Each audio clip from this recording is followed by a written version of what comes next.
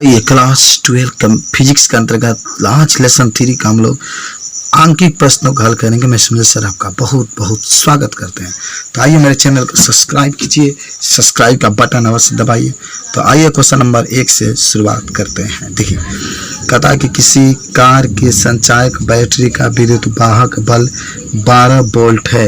यदि बैटरी की आंतरिक प्रतिरोध 0.4 ओम हो तो बैटरी से ली जाने वाली अधिकतम धारा का मान ज्ञात कीजिए। क्या बात है। चलिए आपके पास क्या दिया है, ये भी का मान दे दिया है 12 वोल्ट। चाहे भी लिखिए चाहे लिखिए, बात की एक बात ही है। जब विद्युत वाहक बल कहेगा तो आप किसको लिख सकते हैं, चाहे आप भी लिखिए चाहे ये लिखिए, 12 वोल्ट आप लिख दीजिएगा। आंतरिक प्रतिरोध जिसको आप स्मॉल आर से प्रदर्शित करते हैं 0.4 ओम है। तो बैटरी से ली जाने वाली अधिकतम धारा यानी आई आपको निकालना है। तो आइए आई का मान हम लोग निकालते हैं, समझिए। तो देखिए आप इसको हल करेंगे। सबसे पहले तो यहाँ पर हल आपको लिख दिया गया है। सूत्र होता है आई बराबर ई अपान कैपिटल आर प्लस स्मॉल। ई क्या है, विद्युत वाहक बल। आर क्या है, प्रतिरोध। स्मॉल क्या है, आर आंतरिक प्रतिरोध। देखिए एक बात बता दें, यहाँ पर लिखा गया अधिकतम धारा के लिए बाह्य प्रतिरोध का मान 0 लेते हैं। जब भी अधिकतम धारा कहेगा तो जो बाह्य प्रतिरोध होता है जिसको कैपिटल आर कहते हैं उसका मान 0 होता है। चलिए तुरंत आपके पास सूत्र होगा आई बराबर ई बट्टा कैपिटल ई बट्टा स्मॉल आर। कैपिटल ई का मान सवाल में आप देख रहे थे 12 वोल्ट दिया था। आप देखिए यहाँ पर थोड़ा सा दिखा दें, देख रहे हैं ना, ये 12 वोल्ट दिया है। 12 वोल्ट आई के जगह पर 0.4 ओम आप रख देंगे। चलिए हमने कैपिटल ई के जगह पर 12, आर के जगह पर 0.4, दशमलव हटाएंगे ऊपर 0 और 4 से 12 काटेंगे 30 बार में 30 एम्पियर जो होगा आंसर निकल करके आ जाएगा। आसान क्वेश्चन मेरे दोस्त आप लगा लीजिएगा, समझ गए। आइए क्वेश्चन नंबर 2 के पास अब हम लोग चलते हैं। चलिए देखते हैं 2 नंबर क्या करता है। तो क्वेश्चन नंबर 2 के पास भी आप कदम रखिए और 2 नंबर क्वेश्चन क्या करता है इसके बारे में थोड़ा सा हम लोग ध्यान रखते हैं। आइए देखते हैं। कहता है कि 10 वोल्ट विद्युत वाहक बल वाली बैटरी जिसका आंतरिक प्रतिरोध 3 ओम है, समझने का प्रयास करना, और किसी प्रतिरोधक से संयोजित करते यदि परिपथ में धारा का मान 0.5 एम्पियर हो तो प्रतिरोधक का प्रतिरोध क्या है। जब परिपथ बंद है तब तो सेल का टर्मिनल विभवांतर भी बताना है। भैया देखिए आपको बताते हैं 10 वोल्ट विद्युत वाहक बल, याद करो विद्युत वाहक बल को किससे प्रदर्शित करते हैं, ई से। तो आप यहाँ पर ई बराबर 10 वोल्ट आप लिख दीजिएगा, समझ रहे हैं। जो विद्युत वाहक बल होता है उसको आप ई से प्रदर्शित करते हैं तो आप ई बराबर लिख सकते हैं, ठीक है। अच्छा और कुछ बातें हैं तो ई बराबर आप इतना जरूर लिखिएगा। और देखिए क्या कहता है, और कहता है कि 3 आंतरिक प्रतिरोध 3 ओम। आंतरिक प्रतिरोध का आप स्मॉल आर से प्रदर्शित करते हैं तो आप स्मॉल आर बराबर 3 ओम लिख देंगे। देखिए यहाँ पर स्मॉल आर बराबर 3 ओम लिख सकते हैं, ठीक है। और क्या क्या दिया है जरा देखिए। और क्या कहता है, परिपथ में धारा आई का मान 0.5 है तो प्रतिरोध का प्रतिरोध कैपिटल आर का मान पूछ रहा है। चलिए और जब कहेगा बंद परिपथ में बैटरी की टर्मिनल वोल्टता पूछता है तो आप इसको भी से प्रदर्शित करेंगे। देखिए आइए तो सबसे पहले आपको कैपिटल आर निकालना है। तो आई बराबर कैपिटल ई बटा capital R plus small R. I बराबर कैपिटल ई बटा capital R plus small R. चलिए तो चलिए गुणा करेंगे तो आई इसके साथ आएगा capital R plus small R, capital E बटा कैपिटल आई। क्या बात है, कैपिटल ई बटा कैपिटल आई। अब उसके बाद से ज़्यादा देखिए आर बराबर ई बटा आई और इस आर को आप इधर लेकर जाएंगे स्मॉल आर माइनस में। चलिए मान भरते हैं। ई का मान 10 वोल्ट था, आपको समझा देते हैं कहाँ से 10 वोल्ट है। देखिए ये क्वेश्चन में दिया गया है 10 वोल्ट यहाँ पर, ठीक है। स्मॉल आर का मान आंतरिक प्रतिरोध का स्मॉल आर कहते हैं 3 और आई का मान 0.5। तो आप इसमें बस आपको क्या करना है, भर देना है। भर दिया हमने 10 भरा, भी ई का मान है, आई का मान 0.5, स्मॉल आर का मान 3, 10 हटाएंगे तो ऊपर एक 10 100, 5 से 100 काटेंगे 20 माइनस 3 17 ओम आपका आंसर निकल गया। क्या बात है। तो आपका जो ये कैपिटल आर जिसको बाह्य परिपथ का प्रतिरोध कहते हैं, इसका जो मान निकल कर आया कितना आया 17 ओम आया। चलिए आगे एक और बात पूछा है, बैटरी का टर्मिनल वोल्टता। तो बैटरी की टर्मिनल वोल्टता कहेगा, इसे हम लोग V से प्रदर्शित करते हैं। और देखिए मेरे दोस्त, V बराबर capital I minus capital E minus I R. E का मान 20, आई का मान 0.5 और आर के मान 3 आपका है तो रख देंगे। चलिए क्या करना है, 10 रख दिए और 5 15 1.5 और 10 में से इसको घटा देंगे तो 8.5 वोल्ट आपका आंसर आ गया।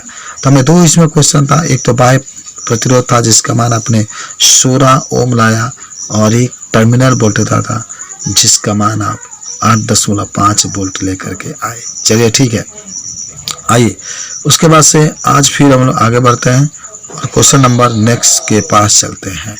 ठीक है, तो आइए क्वेश्चन नंबर अब हम लोग चलते हैं 3 के पास। तो देखते हैं 3 नंबर क्वेश्चन क्या कहता है।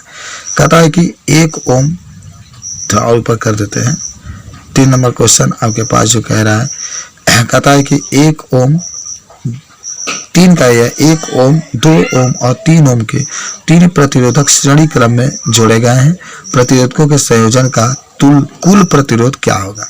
ठीक है, अब भी कहता है यदि प्रतिरोधक को संयोजन किसी 12 वोल्ट की बैटरी जिसका आंतरिक प्रतिरोध नगण्य से संबद्ध हो तो प्रत्येक प्रतिरोध के सिरों का वोल्टता क्या होगा। माने इसका सिरों का वोल्टता, इसका सिरों का वोल्टता, इसका। खैर जब ए नंबर क्वेश्चन है कि 1 ओम 2 ओम और 3 ओम की बात कर रहा है, क्वेश्चन नंबर 3 हम लोग कर रहे हैं, तो आप इसको श्रेणी क्रम में कैसे जोड़ेंगे, आपने पढ़ा है ना। देखिए ये पहला प्रतिरोध है R1 जिसको कह सकते हैं, दूसरा है, तीसरा है, ऐसे ही श्रेणी क्रम में जोड़ देंगे। इसके जो विभवांतर होगा V1, इसके विभवांतर को V2, इसके विभवांतर को V3 और जो सेल का विद्युतवाहक बल है इसको 12 वोल्ट से आपने दिया। देखिए ये प्रतिरोध को इसी तरीके से आप जोड़िएगा, नीचे आप बैटरी लगा देंगे। तो आइए पहले श्रेणी क्रम में जोड़ते हैं। तो तुल्य प्रतिरोध, 3 प्रतिरोध आपके पास है, देखिए रहे 3 प्रतिरोध आपके पास है, 1 ओम 2 ओम 3 ओम, समझ रहे हैं।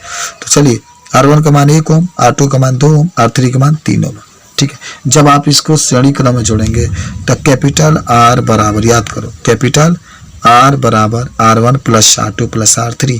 R1 का मान 1, R2 का मान 2, R3 का मान 3, पूरा जोड़ देंगे 6 ओम आ जाएगा। ठीक है, तो ये तो बहुत आसान था, केवल आपको श्रेणी क्रम में जोड़ देना है तो 6 ओम आपका आंसर निकल जाएगा। समझ गए, ये सूत्र भी तो होता है। अच्छा इसमें बी क्या गया, कह रहा दिया है कि बैटरी का वैद्युत वाहक बल E बराबर 12 वोल्ट आपके पास है, E बराबर 12 वोल्ट है और बैटरी का आंतरिक प्रतिरोध स्मॉल r बराबर 0 है। तब आपके जो मान पूछ रहा है ना, तब इसके अंदर कितना धारा बहेगा वो कैपिटल R का मान अभी आपने 6 लिया। सूत्र पढ़े होंगे I बराबर कैपिटल E बटा capital R plus small r। E मालूम 12 वोल्ट, कैपिटल R का मान अभी 6 ओम लाए हैं, स्मॉल r का मान 0, 6 से 12 काटेंगे 2 एम्पियर आपका आ जाएगा। ठीक है, अच्छा तीनों का अलग अलग विभवांतर है। आप जानते होंगे श्रेणी क्रम में जोड़ते हैं, एक बात जरूर याद रखिएगा, जब आप श्रेणी क्रम में जोड़ेंगे तो विभवांतर और प्रतिरोध अलग अलग होता है लेकिन धारा जो होता है एक समान होता है। I गुणा R1, I का मान 2, R1 का मान 1 गुणा करेंगे 2 वोल्ट। V2 का मान निकालेंगे तो I R2, I का मान 2, R2 का मान 2, 2 दूना 4 वोल्ट आ जाएगा। V3 का मान I R3, I का मान 2, R3 का मान 3, 6 वोल्ट आपका आ जाएगा। तो इस तरीके से 2 वोल्ट 4 वोल्ट 6 वोल्ट आंसर आपके पास निकल गया। ठीक है, चलिए समझ गए होंगे मेरे दोस्त। क्वेश्चन नंबर आपके पास आता है 4 नंबर, देखते हैं 4 नंबर क्वेश्चन आपसे क्या पूछ रहा है। देखिए 4 नंबर क्वेश्चन कह रहा है कि 2 ओम 4 ओम और 5 ओम के 3 प्रतिरोधक को पार्श्व क्रम में जोड़ा गया है, संयोजन का कुल प्रतिरोध क्या होगा। ए में। बी में कहता है यदि संयोजन को 20 वोल्ट के विद्युत वाहक बल की बैटरी जिसका आंतरिक प्रतिरोध नगण्य है से संबद्ध किया जाता है तो प्रत्येक प्रतिरोधक से प्रवाहित होने वाली धारा तथा बैटरी से ली गई कुल धारा का मान ज्ञात कीजिए। चलिए लाजवाब क्वेश्चन आपके पास है। तो पहले 2 ओम 4 ओम और 5 ओम के 3 प्रतिरोधक पार्श्व क्रम में इसका संयोजन का कुल प्रतिरोध निकालते हैं। चलिए आपको बता दें पहले पार्शियल क्रम में जोड़ते हैं तो आप जानते ही होंगे, ऊपर नीचे करके हम लोग जोड़ते हैं तो पार्शियल क्रम में आते हैं, देख लेते हैं। चलिए, इस तरीके से सूत्र भी होता है। आर पी, पी का मतलब होता है parallel, 1/R1 plus 1/R2 plus 1/R3। R1 का मान 2 है तो 2, R2 का मान 4 है तो 4, R3 का मान 5 है तो 5। आर पी, अच्छा देखिए ना, आप इसको लसा लेंगे तो कितना हो जाएगा, ये 2 4 5 20 होगा ना, और ऊपर आप पूरा जोड़ेंगे तो 19 होगा। क्यों, आप पढ़े भी होंगे तो, अरे 20 हो रहा है ना, 2 से भाग 20 में देंगे 10 बार में तो ऊपर 10, 4 से देंगे तो 5 बार में 15, 5 से देंगे तो 4 बार में 19, लेकिन पलट देंगे आरपी ऊपर चला जाएगा तो इसका भी 20 ऊपर 20/19, तो जो इसका समांतर क्रम में जोड़े इसका जो कुल प्रतिरोध आया आरपी का मान वो 20/19 आया। 20/19 ओम आपका क्या निकल करके आ गया, आंसर आ गया। अच्छा, अब तो बताइए जरा, सब में धारा निकालना है। जरा देखिए लिखा गया है बी वाला पोर्शन पर, प्रत्येक में जितने भी परिपथ थे, जितना भी प्रतिरोध था उसमें कितना धारा बहता उसका मान निकालना।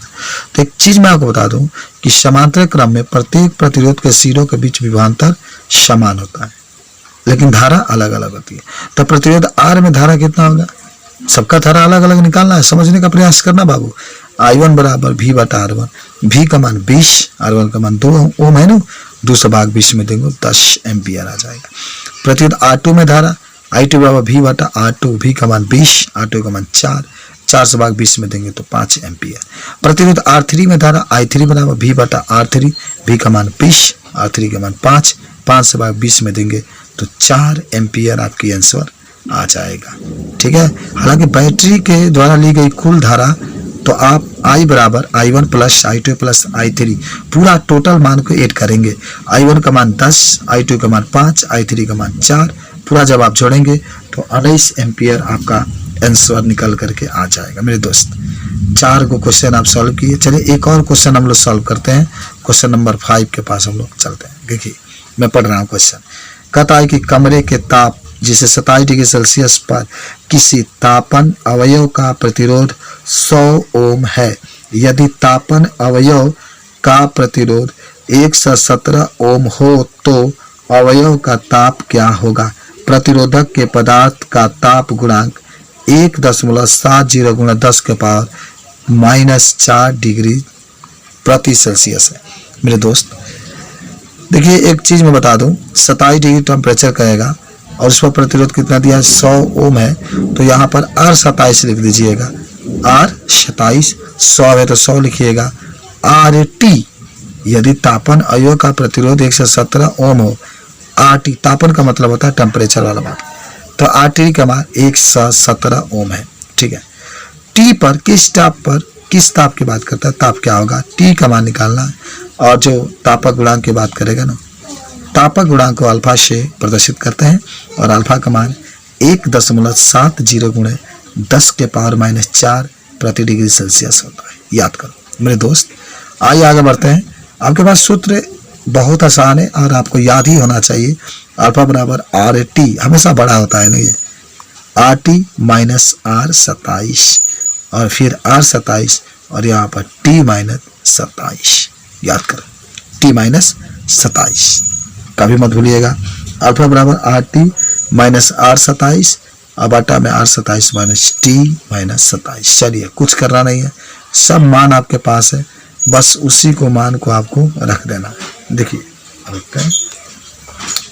अल्फा का मान निकालना है ना, तो एक काम करिए टी का मान निकालना, तो टी का गुणा इसमें करेंगे तो T-27 और अल्फा T-27 की जगह पर आ जाएगा। बस RT का मान आप भर दिए 117 भर दिए। R27 का मान 100 है, 100 भरिए। फिर यहाँ पर R27 है, 100 भरिए। अल्फा का मान 1.70 गुणा 10 के पावर -4 ये भर दीजिए। देखिए आप इसको घटाएंगे तो केवल 17 बचेगा, दशमलव जब हटाएंगे तो ऊपर 100 बचेगा। 100 से 100 कैंसिल, 17 से 17 कैंसिल, और लेकिन एक 10 बार में कैंसिल होगा। -4 में से 10 जाएगा, -3 ऊपर जब जाएगा तो 1000 हो जाएगा। ठीक है, लेकिन आपके T-27 बराबर 1000 आया है और हमें निकालना क्या है, T निकालना है। तो T बराबर 1000 आपके पहले से है, -27 इधर जब करेंगे तो +27 आ जाएगा, और 1000 में से जब 1000 और 27 को जोड़ेंगे तो 1027 डिग्री सेल्सियस आ जाएगा। लाजवाब क्वेश्चन है, लेकिन ये बहुत आसान था मेरे दोस्त। धन्यवाद।